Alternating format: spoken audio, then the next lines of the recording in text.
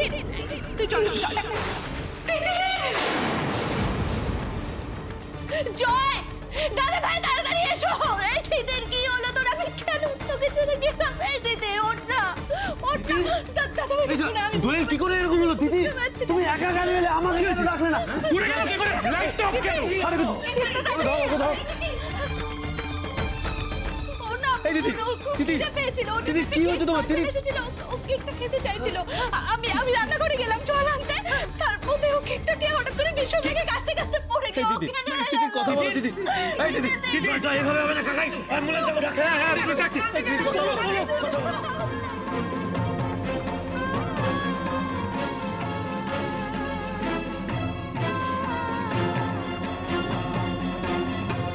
এসব কি হয়ে গেল বলো তো? কিছু বুঝতে পারছি না। সবে ওরা একটু আনন্দের মুখ দেখলো, কোথা থেকে কি হয়ে গেল, কিভাবে হলো এটা?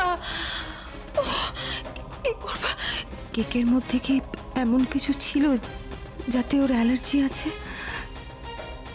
হ্যালো হ্যালো মনিকা, মনিকা আমাকে একটা হেল্প করতে হবে। মনিকা একটা সর্বনাশ হয়ে গেছে।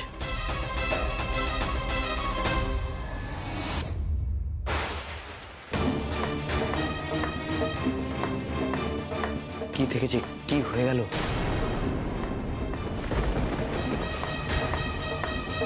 একটা বিশ্বস্ত লোককে আজ রাতে আমার কাছে পাঠাও। তারপরে যা কাজ করার সেই লোকটাই করবে। কেকটায় তাহলে নিশ্চয়ই কিছু মেশানো ছিল। জেম্মা কি তাহলে? এই তো দেখুন তিতির তিতির কেন এরকম করছে? আমি কিচ্ছু বুঝতে পারছি না কাকাই। কাকাই তোমার কি মনে হয় বলো তো, কেন এরকম? চিন্তা করিস না, আমি আছি তো। মুখে তো এখনো কেকের টুকরো রয়ে গেছে। এর তো একটা স্যাম্পল কালেক্ট করতে হবে। না আমাকে দিন তো। আচ্ছা শুন কি হবে? ঘরে অনেক লোকজন হয়ে গেছে, আমি আর জয় বাইরে আছি। আমরা দূর বাড়ি ঠিক আছে, ডাক্তার এসছে। চল আমরা বাইরে আছি, তাড়াতাড়ি তাড়াতাড়ি ডক্টর তাড়াতাড়ি। আরে প্লিজ একটু দেখুন না তাড়াতাড়ি। টেনশন করো না, ঠিক হয়ে যাবে।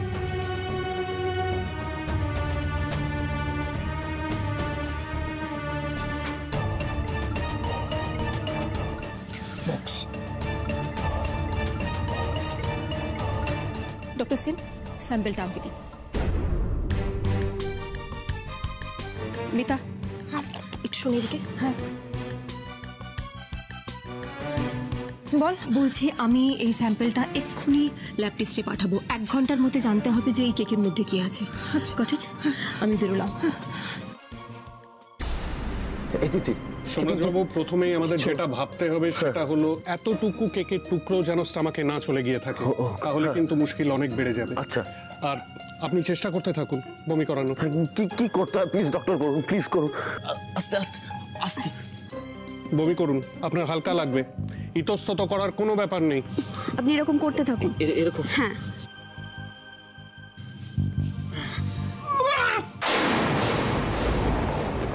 এখনো কোনো খবর আসছে না কেন? তীর নিশানায় লাগলো নাকি মিসফায়ার হলো? তিতিরকে চিরতরে ঘুম পাড়ানো দরকার। ওর এত বড় সাহস, আমাকে কোর্ট অব্দি টেনে নিয়ে গেল। জজ সাহেব কোনো রায় শোনালেন না, চলে গেলেন। মালিনী ব্যানার্জির অপরাধের যা তালিকা, 4টে অ্যাটেম্প টু মার্ডার, ফাঁসি সাজাও হতে পারে। না, আমি ফাঁসিতে ঝুলবো আর তিতির ব্যানার্জি বাড়ির সিংহাসনে বসে রাজত্ব করবে। হ্যাঁ না, আমি কিছুতেই হতে দেবো না।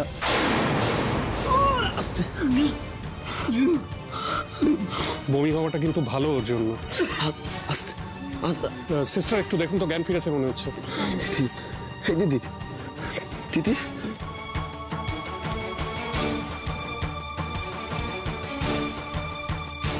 জ্ঞান ফিরেছে মনে হচ্ছে। যাক, বমিটা করে ভালোই হয়েছে। আচ্ছা সোমরাজ বাবু, আমি ওনাকে যে ওষুধগুলো দিয়েছি ওতে আরো 2-1 বার বমি হবে, তাতেই উনি সুস্থ হয়ে উঠবেন। ওকে বলছি যে আর baby, we hope that everything will be fine.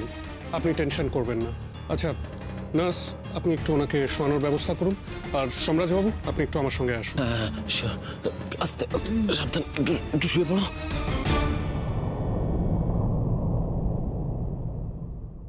হ্যাঁ ডক্টর বলুন। মনে হচ্ছে কেকটা স্টামাক অব্দি পৌঁছায়নি। Anyway she is out of danger now. এখন উনি রেস্ট করুন, আমরা বাইরে ওয়েট করছি। Thank you sir. Thank you. এখন একটু ঠিক লাগছে? আমি একদম ঠিক আছে, বিশ্বাস করো, কিচ্ছু হয়নি আমার, আমি একদম ঠিক আছে। ঠিক তো তোমাকে থাকতেই হবে এখন।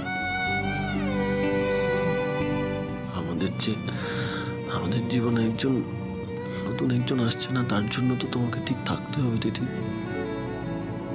আর ডাক্তার বলে গেছে তুমি এখন আউট অফ ডেঞ্জার।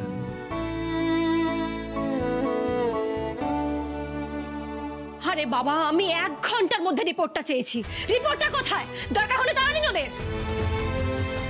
আপনি একবার কথা বলুন না ডক্টর সেনের সঙ্গে, গিয়ে দেখুন না কি বলছে। আমার কথা বলাটা কি ঠিক দেখাবে? মানে আমি কি ওই তো কি বুঝলেন স্যার? এখন দুশ্চিন্তার কোনো কারণ নেই, তিতির কিন্তু এখন আউট অফ ডেঞ্জার। আশা করি আর কোনো সমস্যা হবে না। আচ্ছা মনিকা ম্যাম, আপনি কি ওই ল্যাব রিপোর্টগুলো হাতে পেয়েছেন?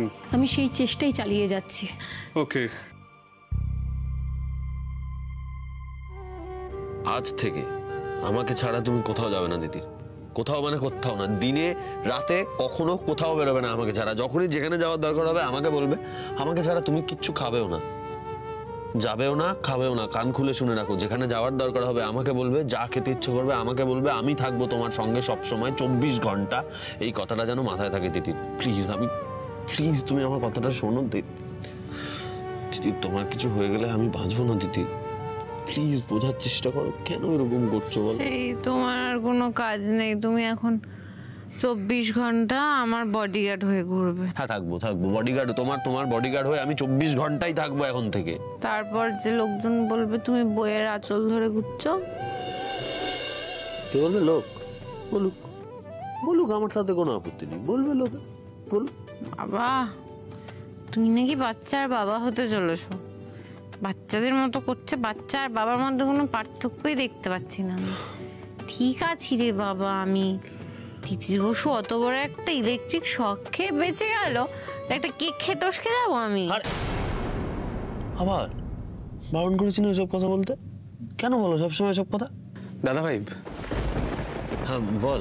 তিতির এখন ঠিক আছো? হ্যাঁ আমি ঠিক আছি, একদম ঠিক আছে। দাদা ভাই একবার নিচে এসো। কেন নিচে কেন যাবো?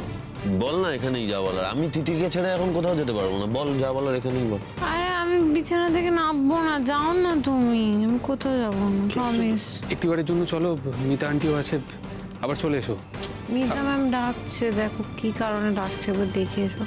আমি প্রমিস করছি, এই যেই ডিগ্রি অ্যাঙ্গেলে আমি শুয়ে আছি বিছানা, সেই ডিগ্রি অ্যাঙ্গেলেই শুয়ে থাকবো, কোথাও যাবো না। ইয়ার্কি মারাটা মানে সবসময় চাই নাকি? বেশ ঠিক আছে, নড়বে না কিন্তু এখান থেকে। আমি আসছি এক্ষুনি ঘুরে। চল দেখি কি হচ্ছে। কি রিপোর্ট? হ্যাঁ রিপোর্টে কি এসছে? টেস্ট রিপোর্ট বলছে তিতির যে কেকটা খেয়েছিল তাতে বিষ মেশানো ছিল। হোয়াট?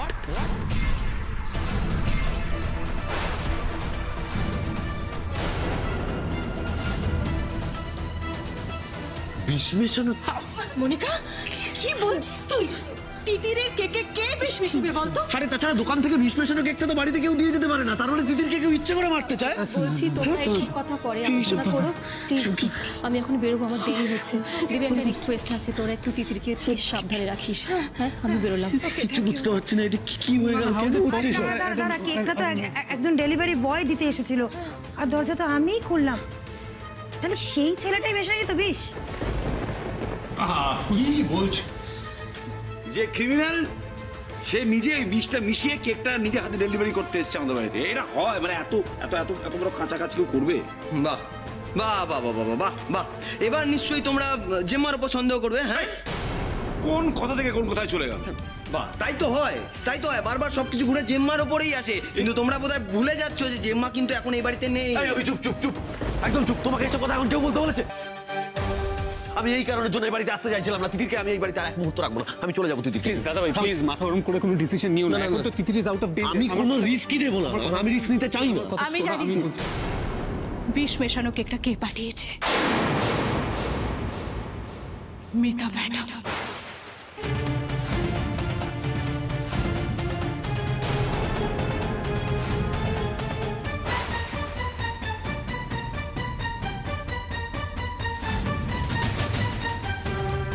কি বলছো তুমি এটা দোয়েল? তোমার কি মাথা খারাপ হয়ে গেছে নাকি? আমি তিতিরকে বিষ দেবো? কেন, আপনি তো বিকেলে কাউকে একটা ফোন করে তিতিরের নাম, অ্যাড্রেস ইত্যাদি ইনফর্ম করছিলেন। কেক ডেলিভারির জন্যই নিশ্চয়ই করছিলেন কিনা বলুন? চুপ করে থাকবেন না, বলুন করছিলেন কিনা বলুন না। কিন্তু সেটা অন্য কারণে। কি হলো, আপনি চুপ করে আছেন কেন? কি কারণটা বলুন আমাদের। আসলে আমি তিতিরকে একটা নেকলেস গিফট করতে চেয়েছিলাম। আমি জানি যে সোমরাজ হয়তো আমাকে মা হিসেবে স্বীকার করে না, আমাকে মা বলে ডাকেও না, কিন্তু তিতির তো আমার ছেলের বউ, ওকে কোনোদিন আমি কিচ্ছু গিফট করিনি। তাছাড়া তিতির আমার জীবনে যা করেছে জন্য আমি ওর কাছে চিরঋণী থাকবো। আজকে যে আমি আমার পরিবারকে ফিরে পেয়েছি সবটাই ওর জন্য। তাই আমার মনে হয়েছিল যে ওকে আমি গোপাল প্রতিষ্ঠার দিন একটা নেকলেস গিফট করব। সেই জন্যই আমি অ্যাড্রেসটা দিচ্ছিলাম। আর তোমাদের যদি কারোর বিশ্বাস না হয় তাহলে আমি দোকানের মালিককে ফোন করে।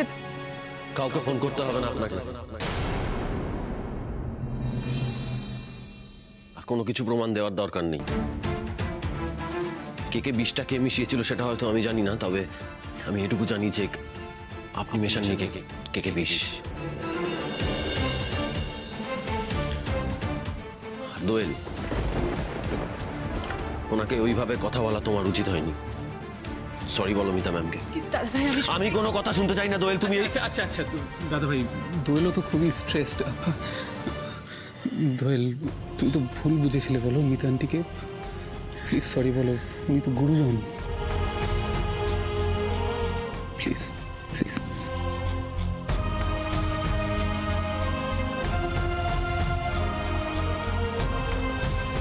আমায় ক্ষমা করবেন মিতা ম্যাম, আমি ভুল বুঝেছিলাম আপনাকে। বিশ্বাস করুন, তিতিরের যদি আবার কিছু হয়ে যায় না, আমি শেষ হয়ে যাব। বিশ্বাস করুন, আমি পারবো না। আমি বুঝতে পারছি দোয়েল, বুঝতে পারছি। আসলে কি বলতো দোয়েল, মানে গুরুজনদের বিষয়ে কোনো কথা বলার আগে না ভাবতে হয়। ভবিষ্যতে কখনো এরকম গুরুজনের, বিশেষ করে মিতা ম্যামের এগেনস্টে কোনো কথা বলার আগে আজকের দিনটা মনে রেখো। সরি দাদা ভাই, সরি। আমি যাই, তিতির একা আছে। তুমি এখানে কেন? তিতি, তুমি বিছানা থেকে কেন উঠে এলে? তুমি চলো বিছানায়, চলো। আমি যদি উঠে না আসতাম এত সুন্দর একটা দৃশ্য আমার মিস হয়ে যেত। দিদি আমাকেও বলেছিল মিতা ম্যাম কাকে একটা ফোন করে আমার নাম ঠিকানা বলছিল, কিন্তু দিদি হয়তো আমার জন্য কষ্ট থেকে, উদ্বেগ থেকে ভুল করে বলে ফেলেছে, কিছু মনে করো না। কিন্তু তুমি যেভাবে মিতা ম্যামকে ডিফেন্ড করলে আমি খুব খুশি হয়েছি। এই দৃশ্যটা দেখার জন্যই ঠাম্মির গোপাল আমাকে বাঁচিয়ে রেখেছে। বিষ খেয়েও কিছু হয়নি আমার। মা ছেলেকে তুমি আরো কাছাকাছি এনে দাও ঠাম্মির গোপাল, যা বাঁধা আছে সব কাটিয়ে দাও।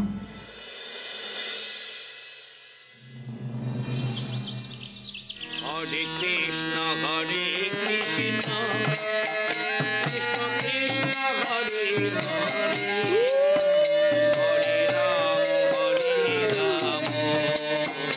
রাম রাম হরে হরে,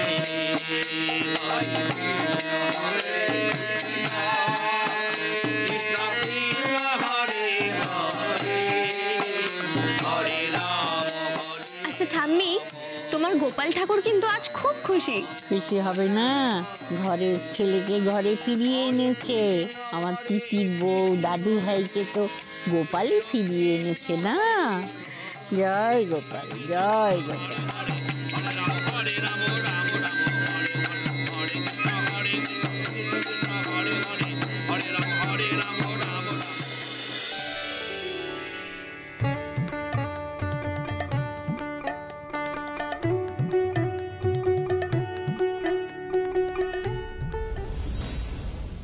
প্রসাদ নাও। প্রসাদ নেবে না? আসলে আমি এই ধরনের পুজোতে খুব একটা বাড়িতে থাকি না। নেহাত ঠাম্মি তিতিরের মঙ্গল কামনার্থে এই পুজোটা রেখেছেন, তাই আমি থেকে যেতে বাধ্য হলাম। কেন থাকো না শোন? এই উত্তরটা তো আপনার জানা, তাও আপনাকে আরেকবার মনে করিয়ে দিই। মনে করে দেখুন, এরকমই এক রাতে আপনি আমাকে ছেড়ে চলে গেছিলেন। পরের দিন সকালে আমাকে আপনার গোপাল সাজিয়ে দেওয়ার কথা ছিল। আমি ঘুম থেকে উঠলাম, ঘুম থেকে উঠে আপনাকে তন্ন তন্ন হয়ে খুঁজলাম, সারা বাড়ি হন্যে হয়ে খুঁজলাম, কিন্তু কোথাও পেলাম না। আপনি জাস্ট চলে গেলেন আমাকে ছেড়ে।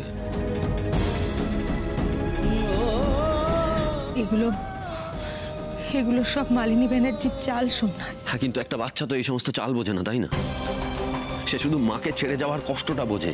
প্রত্যেকদিন রাত্রেবেলা মাকে নিয়ে যে স্বপ্ন দেখে, উঠে যে অস্থিরতা হয় তার মধ্যে, সে শুধু এইটুকুই বোঝে, বিশ্বাস করুন, আর কিচ্ছু বোঝে না। তারপর উঠে দেখে সবটা ফাঁকা হয়ে গেছে, চারিদিক ফাঁকা, মাথার ভেতরটাও পুরো ফাঁকা হয়ে গেছে। অদ্ভুত কিরকম একটা বোকা হয়ে গেছি আমি। তা না হলে বলুন না, এই মালিনী ব্যানার্জির হাতের পুতুল হয়ে কেউ নিজের পরিবারের ক্ষতি করতে চায়? এই যে উঠুন, আপনার সঙ্গে কে দেখা করতে এসছে? অভিরাজ খবর নিয়ে এসেছে তার মানে।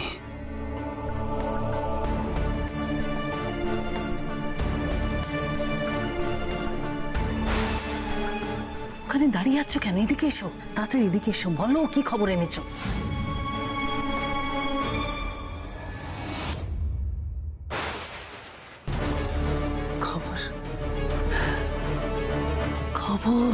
আজকের বিশেষ খবর হলো মালিনী ব্যানার্জির ফাঁসি হবে। ফাঁসি! একজন মা যেমন তার সন্তানের খুঁটিনাটি জিনিস বুঝতে পারে, একজন সন্তানও তার মায়ের সব কথা বুঝতে পারে। নাটকটা করো না, কোনো লাভ হবে না। এক্স্যাক্টলি কতটা বোকা ভাবো আমাকে, আর কত বোকা বানাবে? উন্মাদ নও তুমি। লোকে বলে কু সন্তান যদিও বা হয়, কিন্তু কু মাতা কখনো নয়। পুরো বিশ্বাসটাই পাল্টে দিলে।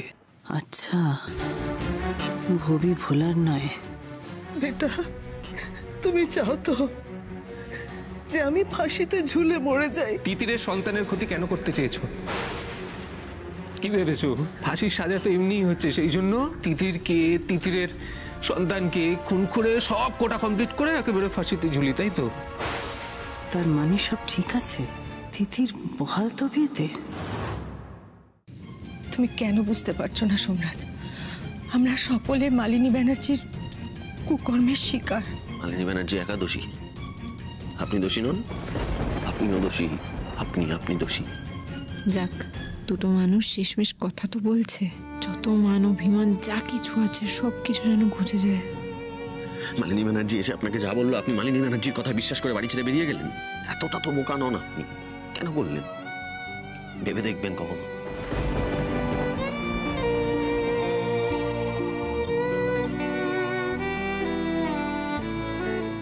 আমি যে ভাবলাম কাল রাতের পর সোমরাজের অভিমান অনেকটা কমেছে, তো দেখছি অভিমান কমার নামই নেই। তিতির, দেখো কে এসেছে।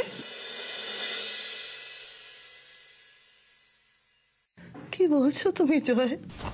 আমি জেলে বসে এরকম একটা কাজ কি করে করব বলো? তিতিরের যে সন্তান হবে সেটা তো আমি এখন আজ প্রথম তোমার মুখে শুনলাম। বেটা, কি করে বিশ্বাস করি বলো তো তোমায়? এই তো কিছুক্ষণ আগে পাগলের অ্যাক্টিং করছিলে, এখন দেখছি দিব্যি সুস্থ। জয়, বিশ্বাস করো, তিতিরের সময় সন্তান হবে সেটা জেনে আমার বাঁচতে ইচ্ছে করছে। বেটা, আমি ওদের সন্তানকে দেখতে চাই। বেটা, তুমি একমাত্র পারো। আমি তো কাউকে মারিনি জয়। তুমি পারো জয় আমাকে বাঁচাতে। একমাত্র তুমি পারো বেটা আমাকে বাঁচাতে। জয়, প্লিজ আমায় বাঁচাও। ওটা সম্ভব নয়। পারবে। তোমায় কোর্টে সাক্ষী দিতে হবে যে আমি মানসিক ভারসাম্য হারিয়েছি। আমার একটা শর্ত আছে। কি শর্ত বলো? আমি মানতে রাজি আছি। বেটা বলো, কি শর্ত বলো? তুমি আজকের পর তিতির কত সন্তানের, দাদা ভাইয়ের, ইনফ্যাক্ট ব্যানার্জি বাড়ির কারুর কোনো ক্ষতি করার চেষ্টা করবে না, কথা দাও।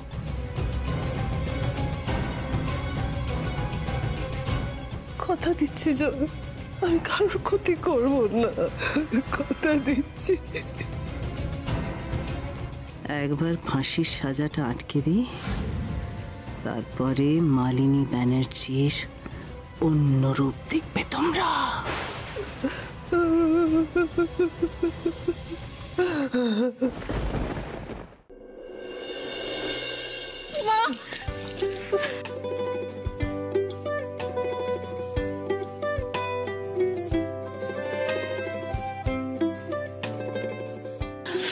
কেমন আছো তুমি? কোয়েল এখানে? ইস, লাস্ট কদিন কথাও হয়নি আর খবরও নেওয়া হয়নি। রে বাবারে, কি ভারী গো, কি এনেছো এতে করে? ওর মধ্যে তো কিছুই নেই, যা আছে এর মধ্যে আছে, বুঝেছো? আচার, পাঁপড়, বড়ি, সব পার জন্য। আসি আসি মা। হ্যাঁ, তারপর দিদি, হ্যাঁ খুব ভালো করেছেন আপনারা এসেছেন। আসুন, ঠাকুর প্রণাম করবেন, আসুন। হ্যাঁ, আসি, আসছি। হ্যাঁ, দেখি দেখি দেখি, এত তুই আইব্রো করিয়েছিস না? কি ব্যাপার বলতো, যার পড়াশোনা করে করে চোখের তলায় কালি পড়ে যেত সে হঠাৎ করে আইব্রো করিয়েছে, চুড়ি টুড়ি পরে। কি ব্যাপার, প্রেম করছিস? না দিদি, কি বলছিস, এরকম কোনো ব্যাপার নেই। কি বলছি বুঝতেই পারছিস না, একদম মজা কথা বল। না দিদি, তুই যেটা ভাবছিস সেটা না, শুধু আলাপ হয়েছে একজনের সাথে। আলাপ? কি নাম ছেলেটার?